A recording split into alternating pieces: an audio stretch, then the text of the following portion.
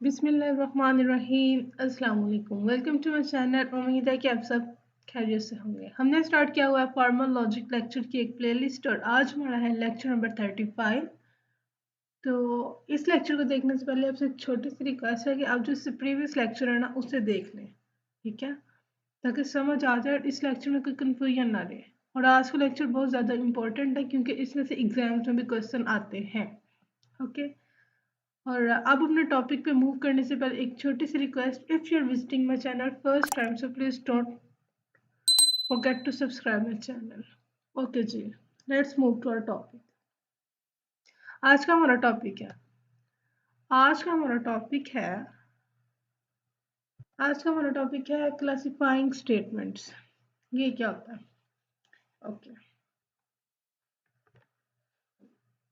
truth tables may be used to determine whether the truth value of a compound statement depends solely on its form or whether it also depends on the specific truth values of its component.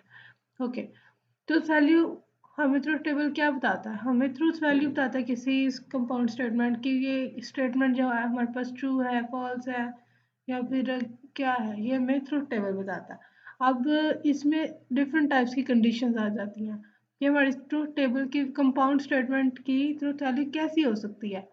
तो इनको हमने तीन cases होते हैं, इनके तीन cases को हमने डिस्कस करना है। A compound statement is said to be logically true or tautologous statement if it is true regardless of the truth values of its component.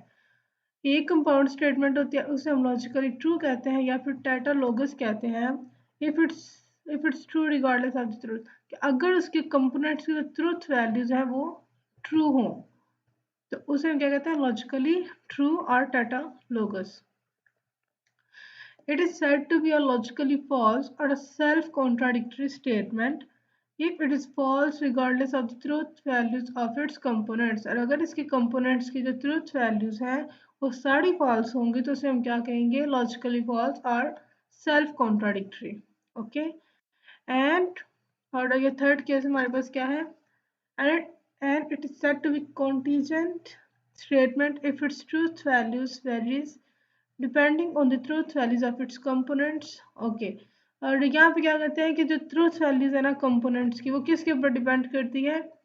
Truth values की। मतलब ट्रूथ वैल्यू हमारे कंपोनेंट्स पर depend करती है कि जैसे हमारे कंपोनेंट्स की ट्रूथ वैल्यूज होंगी वैसा ही वो रिटर्न करेगा, जैसे हम प्रीवियस केसेस में करते रहे हैं। ठीक है, तो अब हम इसको देख लेते हैं एग्जाम्पल से।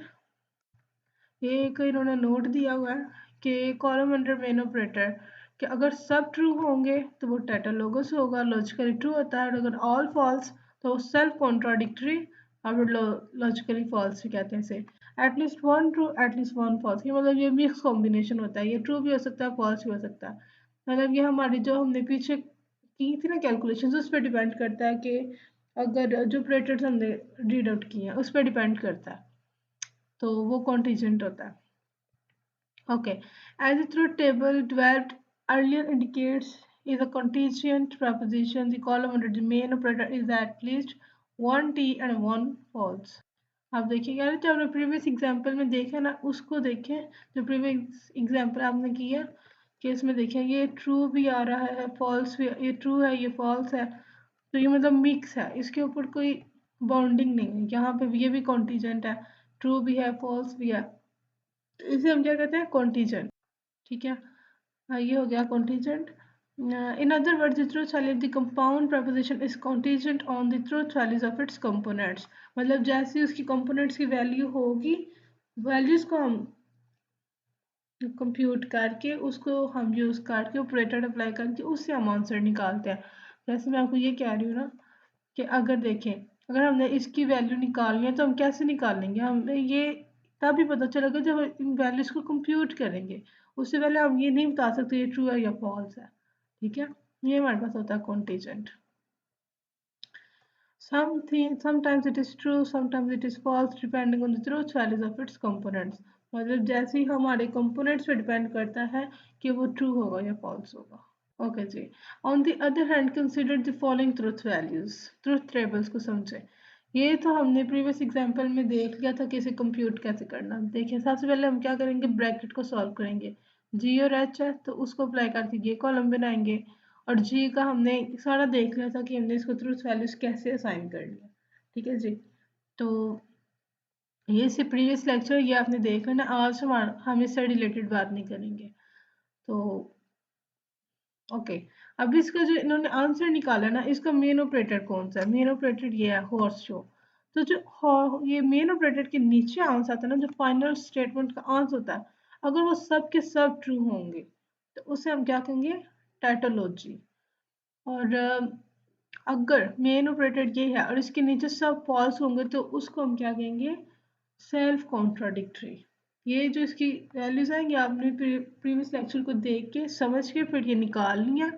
और फिर अगर आपको कोई इश्यू आता है तो आपने मुझसे कमेंट बॉक्स में जरूर पूछना है। ओके, अब इसे रीड आउट करें। The preposition on the left is a tautologous, logically true or a tautology because the column under the main operator is all true।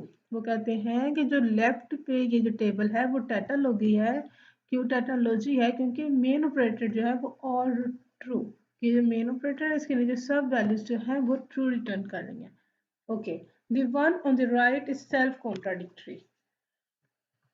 कह रहे हैं ये जो राइट पे टेबल है वो सेल्फ कॉन्ट्राडिक्टरी है क्योंकि main operator is all false, ये सब हमें क्या रिटर्न करने हैं, फॉल्स वैल्यूज।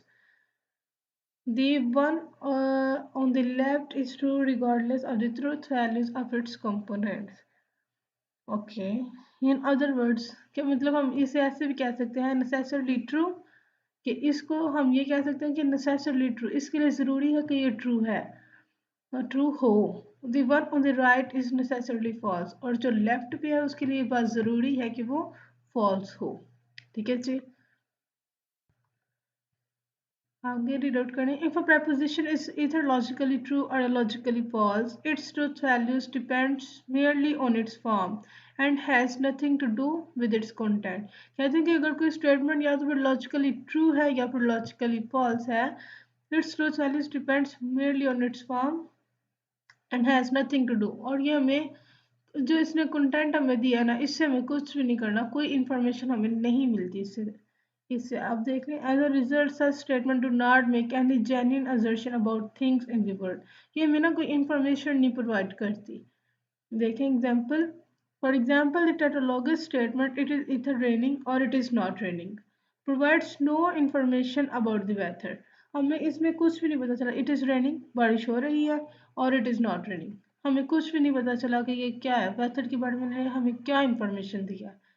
ठीक है, सिमिलरली अब अगर हम इसे सेल्फ कॉन्ट्राडिक्टरी में पढ़ें, it is raining and it is not raining, बारिश हो रही है and it is not raining, बारिश नहीं हो रही, provides no information about the weather. यहाँ पे भी हमें कोई इन्फॉर्मेशन नहीं दे रही, ना ही टैटोलॉगस स्टेटमेंट में हमें कोई इन्फॉर्मेशन मिली है, और ना ही सेल्फ कॉन्ट्राडिक्टरी स्टेटमेंट में हमें कोई इन्फॉर्मेशन मिली है।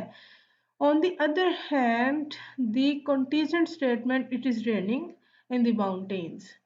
अभी एक हमारे पास contingent statement है, it is raining on the in the mountains does provides information about the weather। यहाँ भी हमें कोई information मिल रही है। ठीक है जी, और tautologous और self contradictory हमें कुछ भी इंफॉर्मेशन नहीं प्रोवाइड करती, हमें इसके कंटेंट के साथ कोई भी किस्म का ना फायदा नहीं मिल सकता। कॉन्टीजेंट स्टेटमेंट जो है ये हमारे लिए बेहतर है। अब आपने इसकी अच्छी से प्रैक्टिस करनी है क्योंकि इसमें से पेपर में क्वेश्चन आता है। ठीक है, और अब आपसे एक ही रिक्वेस्ट है, if you have any query you can ask me in comment box and you can also DM me on Instagram and specially please subscribe my channel and don't forget to share it because sharing is caring.